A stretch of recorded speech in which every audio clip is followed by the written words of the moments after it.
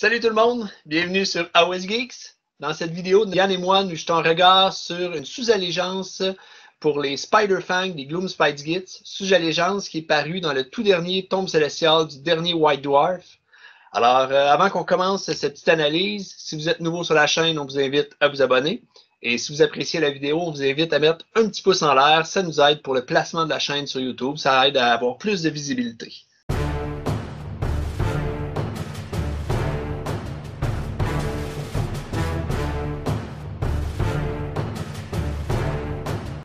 Alors Yann, tu es un joueur Gloom Spidegits. Quelle est ton impression après la lecture de cette sous-allégeance?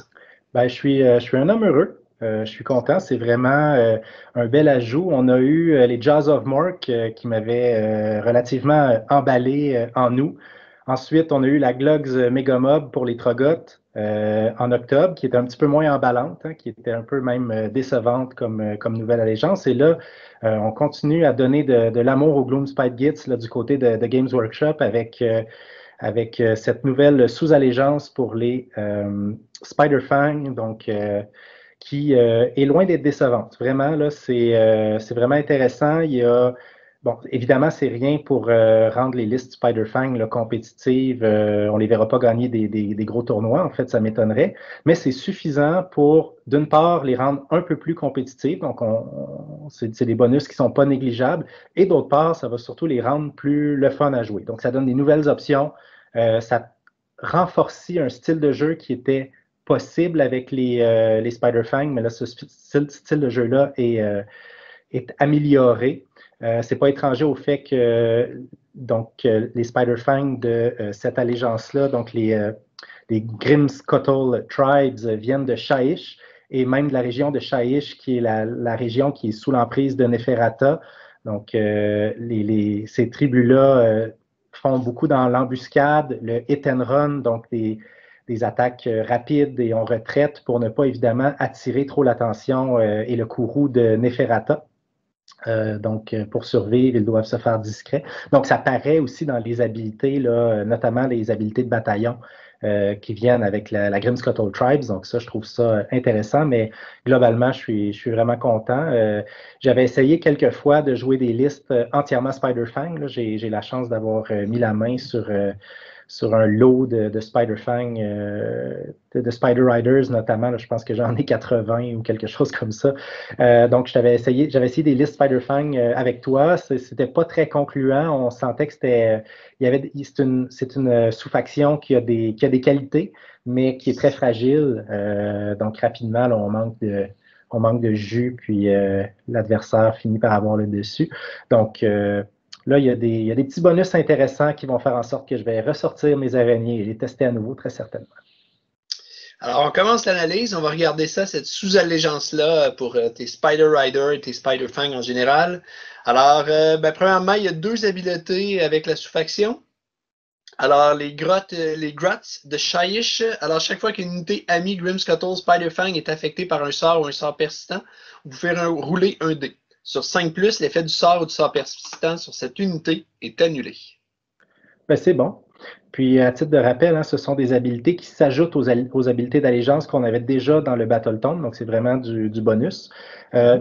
Annuler l'effet, donc ignorer l'effet d'un sort ou d'un sort persistant sur 5+, c'est sûr que c'est bienvenu, c'est un beau bonus.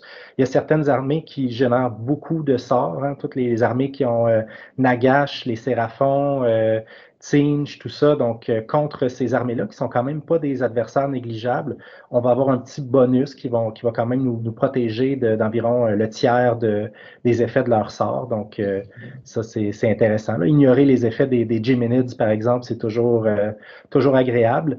D'ailleurs, aussi, les Spider-Fang, c'est une faction qui n'a pas de Feel No Pain, donc on est très vulnérable aux blessures mortelles. Il y a plusieurs armées dont la principale source de blessures mortelles est la magie, les sorts. Donc là, ça va nous donner une protection contre cette source de blessures mortelles-là. Donc, c'est bienvenu. C'est pas game breaker, mais c'est pas négligeable. Alors, deuxième habileté de cette allégeance-là, Dawn of the Aether Glow. Alors, vous pouvez rerouler les jets pour toucher pour les attaques de mêlée des unités amies Skitterstrand si la cible est un magicien ou un prêtre. Oui, donc d'abord, les Arachnarok Skitter Strand, c'est l'Arachnarok, donc la grosse araignée qui n'a pas de monture, donc qui n'est pas montée par des gobelins, c'est l'araignée seule. C'est l'araignée qui peut être déployée en Deep Strike, donc on ne la déploie pas sur le champ de bataille au premier tour, et à la fin d'une phase de mouvement, on peut la placer n'importe où sur le champ de bataille à 9 pouces ou plus des adversaires. Donc c'est un des rôles de cette araignée-là, c'est d'être une unité de chasse, donc d'aller menacer les personnages isolés, par exemple, ou les objectifs mal gardés de l'adversaire. Et donc, c'est un de ses rôles, et cette habilité-là lui permet de faire un peu mieux cette habilité-là, parce que souvent, les personnages, les unités de chasse, pardon, vont chercher des magiciens ou des prêtres isolés. Donc là, de pouvoir relancer les jets de touche, c'est très fort. Ça augmente beaucoup la létalité de notre araignée. Donc, ça va lui permettre peut-être de tuer en un tour là, les petits personnages isolés qu'elle pourra peut-être charger. Donc, c'est rien, encore une fois, c'est rien d'incroyable. Mais c'est un petit bonus qui est bienvenu, qui permet à une unité de mieux remplir un de ses rôles dans l'armée. Donc c'est intéressant. Et d'autant plus que les Skitter Strand à Ragnarok ont un bataillon qui va leur permettre, on va en parler tantôt, d'être une encore meilleure unité de chasse qu'elle ne l'était dans le passé. Donc, tout ça combiné, c'est un beau petit bonus. Excellent. Alors, ensuite, on a une habileté de commandement, Masters of Faint Flight. Alors, vous pouvez utiliser cette habileté de commandement au début de votre phase de mouvement. Si vous le faites, choisissez une unité amie Grimscuttle Spider-Fang entièrement à 12 pouces d'un héros Grimscuttle Spider-Fang ami. Jusqu'à votre prochaine phase de héros, cette unité peut retraiter et charger le même tour. Oui, donc on est dans l'approche hit and run. Donc, vraiment, là, ici, ça permet à une unité justement de retraiter et charger, ce qui, dans certaines situations, est intéressant. Là, c'est sûr que la bulle, donc ça nous coûte un point de commandement. La bulle est de 12 pouces autour du héros.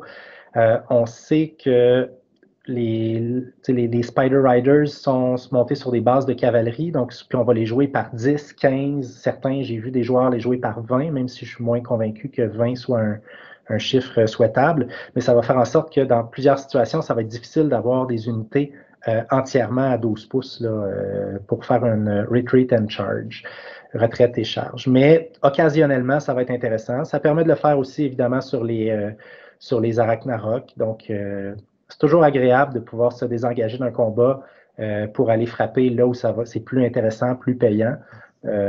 C'est sûr que là, on n'est pas dans une allégeance, donc les Spider Riders qui génèrent énormément de points de commandement.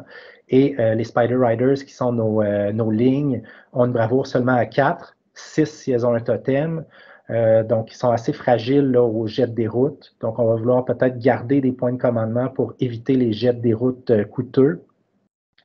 Voilà, mais on risque de vouloir jouer un ou deux bataillons avec les nouveaux bataillons là, qui sont plutôt intéressants. Donc, on va avoir des points de commandement. Donc, occasionnellement, c'est un truc de plus, c'est un outil de plus dans notre coffre à outils qui n'est pas négligeable. Donc, on le prend.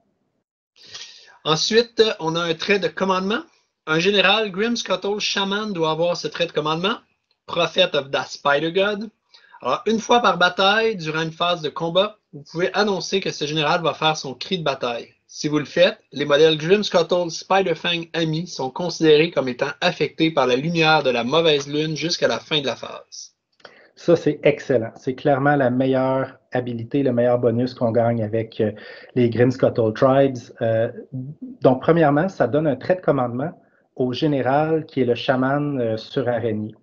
Sur Arachnarok, en fait. Parce que dans le Battle Tome, les traits de commandement sont réservés au Scuttle Boss. Donc, on ne peut pas donner de trait de commandement à un chaman sur Arachnarok qui serait notre général. Mais lorsque ce chaman-là est notre général, il donne un bonus il augmente le bravoure de 2 aux Spider-Fangs qui sont entièrement à 12 pouces de lui. 12 pouces si ma mémoire est bonne. Donc là, on a un trait de commandement pour notre général chaman, et ce trait de commandement-là est excellent. On se rappelle que sous l'effet de la Bad Moon, donc de la mauvaise lune, nos araignées font des blessures mortelles sur les jets de touche de 5 et 6, les jets de touche non modifiés de 5 et 6 au lieu de 6. Donc, ça double littéralement les blessures mortelles qui sont générées par nos Arachnarocs et par nos Spider Riders. Donc, c'est vraiment très, très bon. Ça augmente la force de frappe de notre armée de manière significative. À titre d'exemple, nos Spider Riders, chaque araignée, donc qui sont nos lignes, chaque araignée a 2 attaques. Donc, normalement, en temps normal, elles ont une chance sur 3. Chaque araignée a une chance sur 3 de générer au moins de générer une blessure mortelle. Donc, il fait 0,33 blessures mortelles. Là, on passe à 0,66 blessures mortelles. Ça veut dire que notre petite unité de 5 Spider Riders, qui coûte 100 points, sous l'effet de la Lune, va générer en moyenne 3,33 blessures mortelles. Donc, c'est vraiment très, très bon comme dommage, comme production de blessures mortelles. J'ai déjà dit dans d'autres vidéos à quel point je trouvais important dans le méta actuel d'être capable de générer des blessures mortelles. Donc, ça, c'est vraiment une bonne chose. En plus, donc, cette habilité-là peut être utilisée au début de la phase de combat qu'on souhaite, donc au moment qu'on le souhaite. Donc, ça nous donne la latitude de l'utiliser lors de la phase de combat qu'on juge la plus cruciale. Donc, souvent, on a une ou 2 phases de combat vraiment cruciales dans une partie où là, on se dit, si ça va bien, je prends une bonne option sur la partie. Mais là, on va pouvoir utiliser cette habilité-là puis être sûr d'augmenter notre ratio de dégâts de manière significative. Parce qu'on se rappelle que la mauvaise lune se déplace de manière aléatoire sur le champ de bataille. Donc, c'est une des principales doléances qu'on a face à aux habilités là, des Gloom Spite Gits, c'est que la plupart de leurs bonus d'allégeance sont associés à la mauvaise lune et elle se déplace de manière aléatoire, donc on ne peut pas anticiper où et quand elle va être à chaque tour. On a tous vécu la malchance de lancer des 1 pour son déplacement, puis de se retrouver avec une mauvaise lune qui entre sur le champ de bataille seulement au tour 3 ou au tour 4, alors que des combats vraiment importants ont déjà eu lieu, puis qu'on n'a pas pu bénéficier des bonus. Donc là, la capacité d'utiliser ce bonus-là au moment qui nous convient, c'est extrêmement fort, et ça fait en sorte que si on est chanceux, bien, on va pouvoir bénéficier du bonus de la mauvaise lune pendant 2, 3, voire 4 phases de combat. Donc ça, c'est vraiment intéressant de ce côté-là, même plus que 4 phases si on est chanceux. Donc vraiment, ça peut augmenter de manière significative la létalité de l'armée au bon moment. Excellent. Alors ensuite, un artefact de pouvoir. Le premier héros, Grimscuttle Spider-Fang, à recevoir un artefact de pouvoir doit recevoir le Shyish Spider Sigil, donc l'égide araignée de Shyish. Soustrayez 1 à la caractéristique de bravoure des unités ennemies à 6 pouces du porteur. De plus, ajoutez 1 à la caractéristique de bravoure des unités Grimscuttle Spider-Fang lorsqu'elles sont entièrement à 12 pouces du porteur. Bon, ça, c'est plutôt une taxe comme artefact parce qu'on a des artefacts qui sont vraiment plus efficaces, à mon avis. Là, on a des meilleurs artefacts dans le Battle Tome qu'on peut donner à nos héros. Mais comme les bataillons sont bons, on risque de vouloir jouer 1 ou 2 bataillons. Donc, on va se retrouver avec des artefacts supplémentaires de toute façon. Donc, la taxe ici n'est pas trop grave. Bon, soustraire 1 à la bravoure des unités ennemies à 6 pouces, ça aura dans la plupart des cas peu ou pas d'impact. Augmenter la bravoure de nos propres unités entièrement à 12 pouces du porteur, encore une fois, ça va être utile seulement dans des situations relativement limitées. Nos Arachnarocs sont des unités uniques, donc ne prennent jamais de jet des routes. Puis nos Spider Riders, comme on l'a dit tout à l'heure, ont une bravoure qui est relativement basse, mais comme c'est des bases de cavalerie, puis qu'on va vouloir les jouer dans une unité de 10 ou 15, ça risque d'être difficile là, de les faire entrer dans la bulle de 12 pouces du porteur. Donc, c'est pas un item à tout casser. Là. OK. Ce qui est vraiment intéressant, par exemple, c'est ce qui s'en vient, c'est le War Scroll Update sur la Bad Moon Lune Shrine. Alors, c'est un update un peu comme celui, c'est une mise à jour comme celui qu'on a eu, comme la mise à jour qu'on a eu là, avec les Jaws of Mork ou la Sous l'Allégeance des Troggoth. Alors, essentiellement, ce que ça dit, c'est qu'à la fin de chacun de vos tours, choisissez une unité Spider Rider amie détruite. Si vous le faites, roulez un dé. Sur 4+, une nouvelle unité de remplacement contenant la moitié des modèles de l'unité détruite, les fractions sont arrondies au plus haut, est ajoutée à votre armée. Vous devez placer cette unité de remplacement entièrement à 12 pouces d'un Bad Moon Lune Shrine ami et à plus de 3 pouces des unités ennemies. Chaque unité détruite peut seulement être remplacée une fois, donc les unités de remplacement ne peuvent pas elles-mêmes être remplacées. Oui, ben c'est bienvenu, comme ça l'a été pour les Squig et pour les Troggoth. En fait, c'est vraiment indépendant de la sous-allégeance, donc c'est vraiment une modification à la charte d'unité de la pièce de terrain là, des Gloomspite.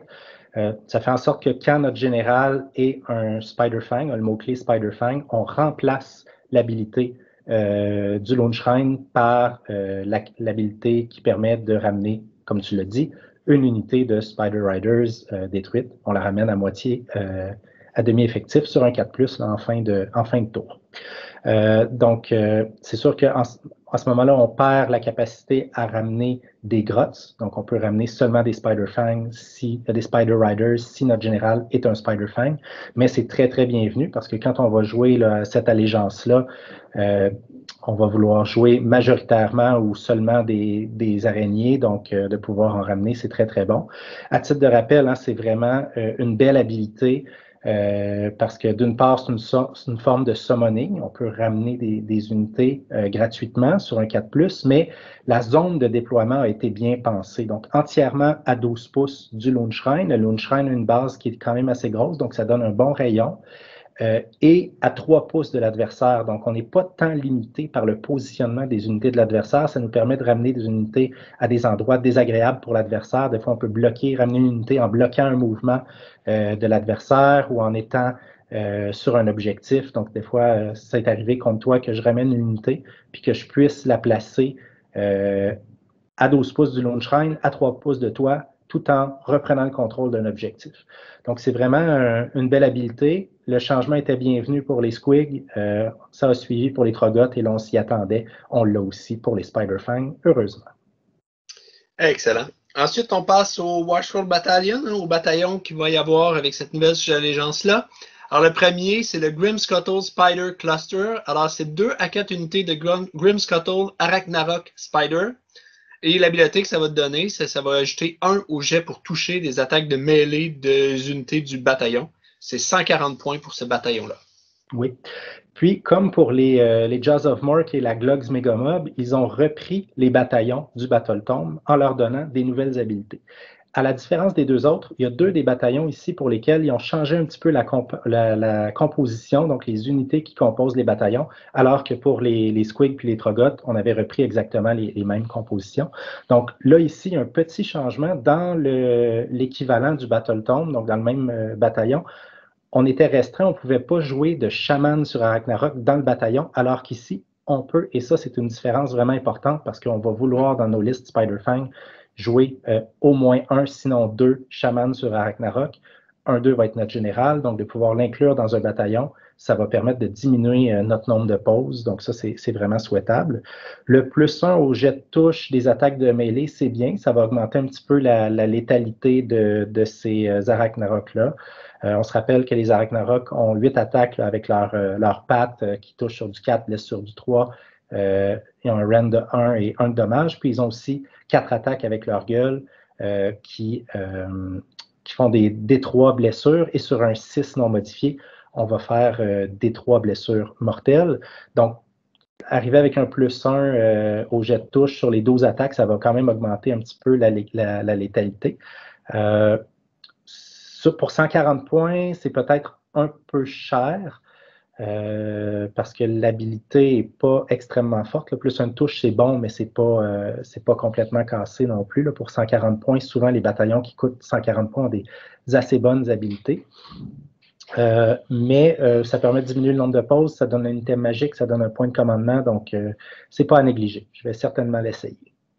Excellent. Ensuite de ça, le Grimscuttle Skitter Swarm. Alors, c'est 0-1 Scuttle Boss ou Web Spiner Shaman et 3 unités de Spider Rider ou plus. Alors, ce que ça donne comme bonus, au début du premier round de bataille, après avoir déterminé qu'il y a le premier tour, mais avant que commence le premier tour, vous pouvez choisir des 3 unités de ce bataillon et les retirer du champ de bataille. Si vous le faites, à la fin de votre première phase de mouvement, vous devez déployer ces unités à nouveau, entièrement à 6 pouces du bord du champ de bataille et à plus de 9 pouces des unités ennemies. Encore une fois, 140 points pour le bataillon. C'est vraiment intéressant. Donc ici, la petite modification, on avait un bataillon où on pouvait aussi inclure 3 unités de Spider Riders et un Scuttle Boss dans le Battletome. Là, dans les Grimscuttle Skitter Swarm, on peut inclure aussi un web spinner shaman, donc c'est le shaman qui est à pied. Donc c'est le seul Spider-Fang qui n'est pas monté sur une araignée. Dans le bataillon en fait qui est disponible dans le Battle Tome, ça donnait plus 2 de mouvement aux unités du bataillon. Ici, on gagne plutôt des trucs à faire après le déploiement. Donc, je trouve que ça ouvre plus d'options. Nos Spider Riders ont déjà 10 pouces de mouvement. Donc, le plus 2 de mouvement de l'autre bataillon était intéressant. On veut toujours plus de mouvement, mais c'était pas si significatif que ça, alors que là, on vient vraiment de s'ouvrir des options tactiques qui sont vraiment intéressantes. À titre de rappel aussi, les Spider Riders sont nos unités de ligne. C'est la seule unité de ligne des Spider Riders. Ils deviennent ligne quand notre général a le mot-clé Spider-Fang. Donc ici, avec 3 ou plus dans le bataillon, ça nous permet d'entrer toutes nos lignes dans un bataillon. Donc on voit que le bataillon précédent dont on a parlé, on pouvait entrer nos chamans sur araignée. Ici, on peut entrer nos lignes et peut-être même un Scuttlebuss dans le bataillon. Donc, on voit qu'on va être capable de faire des armées, donc des listes à 2 poses entièrement Spider-Fang. Donc, ça, c'est très intéressant aussi d'aller avec un petit nombre de poses comme ça. D'autant plus que l'habilité de ce bataillon, qui je trouve fit vraiment avec le fait que l'armée vienne de Shaiish et cherche à faire du hit and run, puis de se faire discrète et subtile dans ses attaques. Donc ici, ça permet de redéployer en quelque sorte des 3 unités partout sur le champ de bataille à l'intérieur de 6 pouces des barres de table et à plus de 9 pouces de l'adversaire. Donc, on voit déjà plusieurs trucs qu'on peut faire. On en discutait dans notre petite discussion préparatoire à cette vidéo-là. Puis tu disais justement que, par exemple, quand on a un adversaire qui peut faire des charges tour 1, par exemple les Beast Claw Raiders ou des choses comme ça. Donc, si notre adversaire se retrouve à avoir le premier tour, avant qu'il joue son tour, on peut retirer 3 de nos unités du champ de bataille et les redéployer sur le champ de bataille seulement à la fin de notre prochaine phase de mouvement. Donc, on peut, par exemple, retirer nos unités qui étaient à portée de charge de l'adversaire pour sa Alpha Strike, puis finalement, il perd son tour 1 parce qu'il ne peut pas faire les charges qu'il avait prévu faire. Ça va aussi faire en sorte que l'adversaire va devoir être très prudent dans sa manière de déployer parce qu'on va pouvoir finalement téléporter 1 à 3 unités un peu partout sur le champ de bataille, donc menacer certains de ces personnages qui voudraient laisser en arrière comme des héros ou des magiciens, des choses comme ça, ou parfois on a des objectifs qui sont profondément dans notre zone, qu'on va souvent vouloir garder avec seulement une petite unité. Donc là, à ce moment-là, si on sait que l'adversaire peut nous envoyer 15 Spider Riders avec un Scuttlebuss à 9 pouces de notre objectif, on va avoir tendance à laisser plus de force pour protéger l'objectif. Donc, vraiment, je pense que ça peut faire des erreurs de déploiement ou limiter le déploiement de l'adversaire, surtout des adversaires aussi qui n'ont pas suffisamment d'unités pour bien couvrir tous les lieux de déploiement. Donc, vraiment, je trouve que c'est très intéressant. Ça ajoute de la mobilité à une armée qui est déjà quand même mobile. Les araignées ont un bon mouvement. Les araignées ignorent les pièces de terrain comme si elles avaient le mot-clé vol, mais elles n'ont pas le mot-clé vol. Et là, donc, on peut redéployer des 3 unités au premier tour. Donc, vraiment, je trouve ça ouvre des options tactiques intéressantes. C'est un bon bataillon. Je pense que je vais le prendre systématiquement dans mes listes Spider-Fang. Excellent. Et le dernier, qui est mon préféré, moi, le 3e bataillon, le Grim Scuttle Nest. Alors, c'est 2 à 3 Skitterstrand Arachnarok. Et ce que ça va donner comme bonus dans votre phase de mouvement, au lieu de faire un mouvement normal avec l'un des modèles de ce bataillon, vous pouvez annoncer que celui-ci va se déplacer à travers un portail de toile. Si vous le faites, retirez ce modèle du champ de bataille et déployez-le à nouveau n'importe où sur le champ de bataille à plus de 9 pouces des unités ennemies. Encore une fois, 140 points pour le bataillon. Oui, et encore une fois, on augmente la mobilité, la capacité à menacer partout sur le champ de bataille. En introduction, je disais que ces nouvelles habiletés-là augmenteraient le plaisir à jouer l'armée, donc rend l'armée la plus fun. Une chose qui est le fun à Age of Sigmar, c'est d'avoir beaucoup d'options de mouvement, de pouvoir contrôler le board, comme on dit, contrôler la surface de jeu. Et là, ça nous donne encore plus d'options. Donc, comme je l'expliquais tantôt, la Skitterstrand Arachnarok, c'est l'araignée qu'on peut déployer en Deep Strike. Là, finalement, ce que ce bataillon-là fait, c'est qu'on va pouvoir faire le truc du Deep Strike, donc de frappe en profondeur, à chaque tour. C'est littéralement un end of Gork gratuit. Donc, il y a un aspect psychologique à autant que tactique, je trouve, à ce bataillon-là. Et donc, ça donne vraiment des bonnes options. Juste quand on sait que l'adversaire a des sorts qui permettent de téléporter, ça nous met un peu sur le qui-vive tout le temps. Tu l'as vécu souvent en affrontant mes End of Gork ou mes Sylvanettes qui ont de la téléportation. Ça t'oblige à bien calculer tes mouvements, ton positionnement d'unité. Je disais tantôt aussi que les Skitterstrand à Ragnarok, là, un de leurs rôles, c'est d'être des unités de chasse. Alors là, ça devient vraiment des bonnes unités de chasse parce qu'elles peuvent à chaque tour se déplacer pour aller chercher les cibles faciles. On se rappelle qu'elles relancent leur jet de touche contre les sorciers et les prêtres. Donc là, les sorciers et les prêtres adverses, là, avec ce bataillon-là, ne seront plus en sécurité, là, certainement.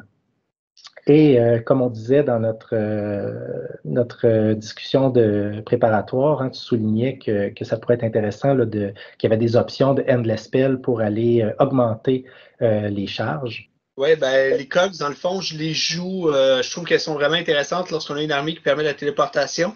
Je les joue notamment lorsque je joue, moi, mes Night Hunt avec le héros qui permet de se téléporter puis de téléporter une unité à côté de lui.